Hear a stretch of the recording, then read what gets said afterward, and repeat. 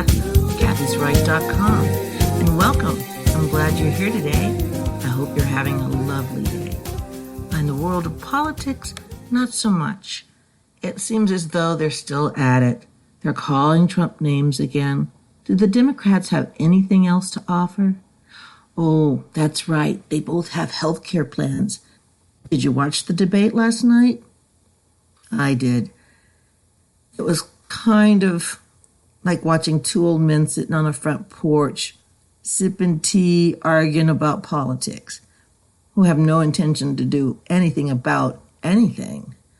In fact, it was so pathetic. It was as though I almost pictured during their breaks that somehow the people that worked for CNN brought out the rocking chairs for these guys and let them rock for a little while until it was the next segment. And then they would remove the rocking chairs and they went back at it. What they both had in common is calling names of Donald Trump, as I said before.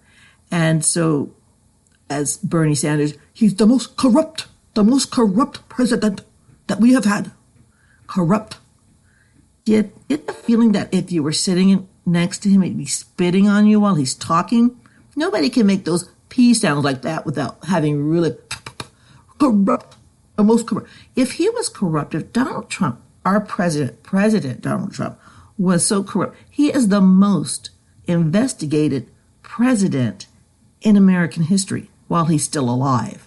He's been investigated since before his inauguration and ever since his inauguration. So if he was corrupt and they trust all of these intelligence agencies as they claim to do and they ask Donald Trump to do, wouldn't they have found something by now? No, they dig and dig and dig and they have found nothing. So to throw around words like corrupt and it just seems to me that they got nothing. They got nothing. And all they've got left is these two old geezers that really couldn't put a sentence together between the two of them, particularly Biden, or Biden, as he called himself last week, particularly Biden. All he keeps saying is what happened during his administration with Barack Obama. But then you got to question that, because when they kept talking about health care and how to improve health care and how so many people are not insured, then they're actually admitting that Obamacare was a complete dismal failure. They won't say that because Obama was a Democrat, but it was a failure. Most people can't even afford Obamacare, or else there wouldn't be millions of people without health care. What it did was drive up the cost of health care for the rest of us, where we can barely afford it. If you are retired and you have somewhat of an income, they want a large chunk of your monthly income for health care, even when you're not sick. So to me, Obamacare was a complete failure, and people are still paying the price. Trump tried to get rid of it his first year in office. He tried. And Trader McClain flew in from his deathbed to vote against getting rid of Obamacare. Do you guys remember that? I certainly do. So when Meghan McCain's on The View talking about my father, my mother, my father, I have to wonder. He was a traitor to the Republican Party, much like Mitt Romney. And to me, when you show your colors like that, a traitor here is going to be a traitor there. And God rest his soul, I still can't believe how he betrayed our party. I suspect not all of you are Republican. Some of you might be libertarians, if you're listening to me anyway. But Democrats have been turned off by me a long time ago, which does not bother me at all. But I find it very amazing that they complain, they seek to find fault in Trump for not being able to fix Obamacare quick enough, because that has been the failure.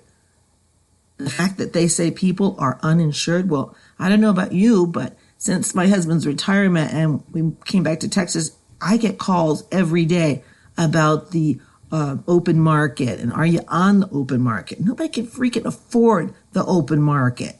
$400 a month. Are you kidding me? Before the open market, my health insurance cost me $167 a month, and that included dental.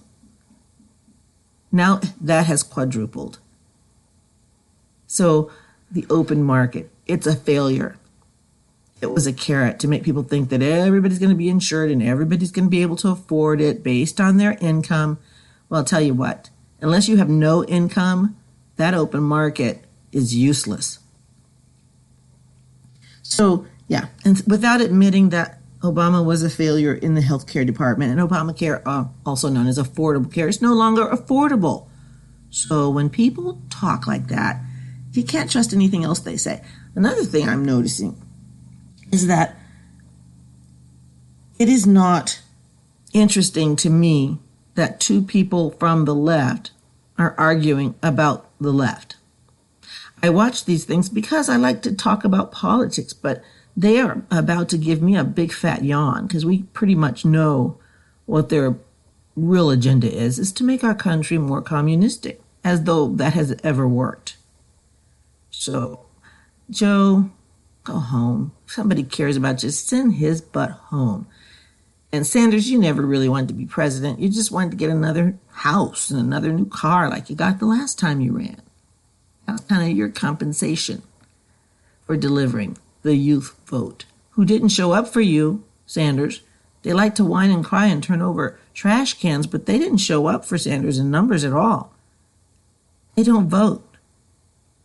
They're lazy.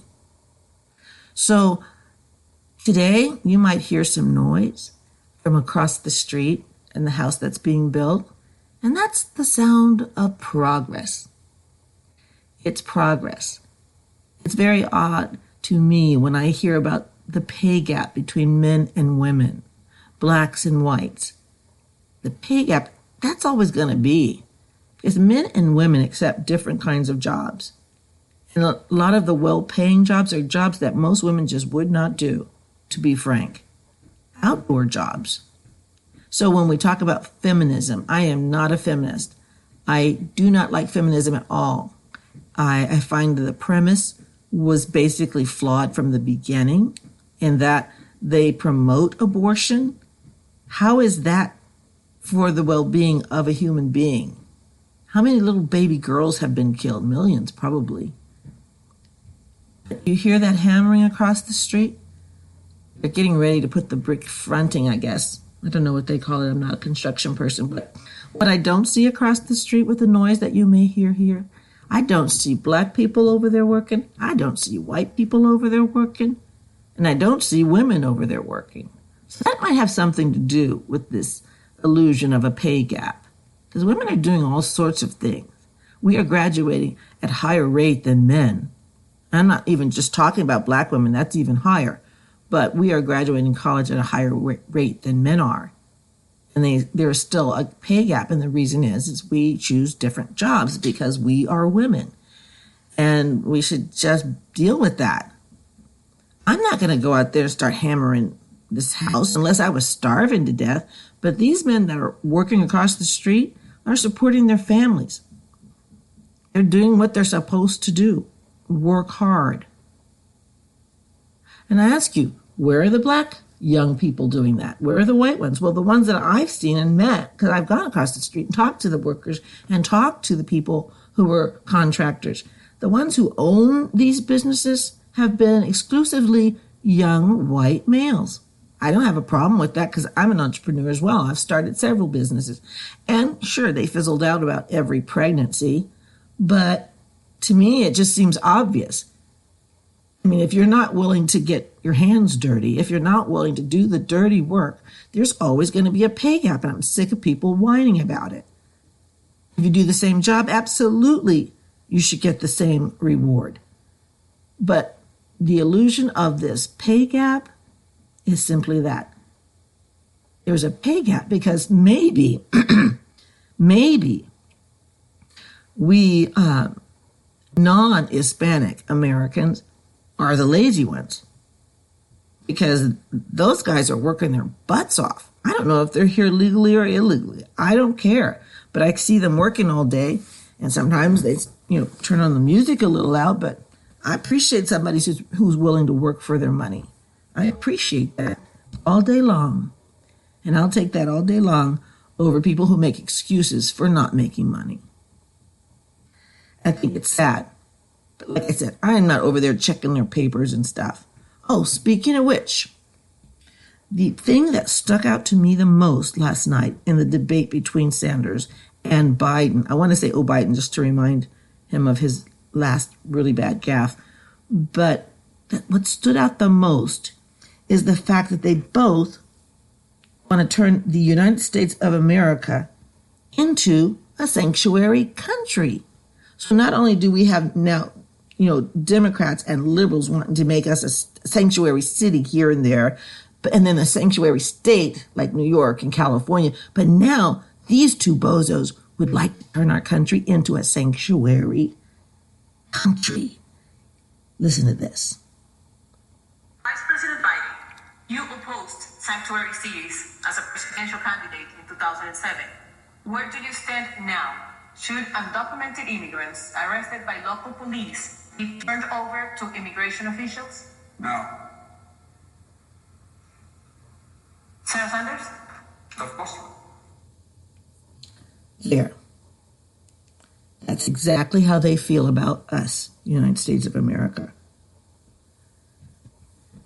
No, they don't want to cooperate. No, if they're here illegally and they get arrested. Oh my gosh, I'm so sick of this. So do you see what they're trying to do? They want to renegotiate the voting base. Because if you're illegal and you can't be, brought on charges for being here illegal, actually crossing the border illegally, then that just invites more people to come here illegally. I mean, Trump is the first president that has slowed it down almost to a halt. But once that wall is done being built, I think it's going to be better for us all. I would love to see this country with 90% less illegal drugs. I would love to see that. I'm not talking about pot. I don't care about pot. I really don't. Because I think that if you could grow it in your yard, it shouldn't be illegal. What I'm talking about are things like crystal meth, things that are concocted to kill us. The opioid crisis. It's not as much of a crisis as when these opioids come from China, who I told you before, I think they're the true enemy here. We're too reliant on them. But you put the fentanyl in with the opioid, and these people who are taking them think they're taking just the opioid, and then they end up dead. And I wonder what their families have to say, because what would I say? I just think that there's too much of it, and we'd be a better country if we narrowed our relationship with China. Narrowed. And by that, I mean we need to be self-sufficient. Each of us individually, but United States of America collectively. We need to be not so dependent on a country that is intent on killing us. I don't mean to sound angry. I know, it's early. But I really think we ought to think about that when we vote. We have two men who are running for president. It looks like Biden will be the pick. Everybody knows that. Bernie had no intention of winning. But he just wanted to get his message out there, his communistic message. He's relabeled it as socialist, but we all know real communism when we see it. But these two men want to sell us down the river. And so this cannot happen. It will not happen. This is the United States of freaking America, and we will not stand for it. You understand? Every other country in the world, they have a right to sovereignty, but we don't. Somehow we're unkind because we don't want MS-13 coming in our country. We don't want people trafficked into our country. We don't want child labor offenders trafficked into our country, let alone the poor children.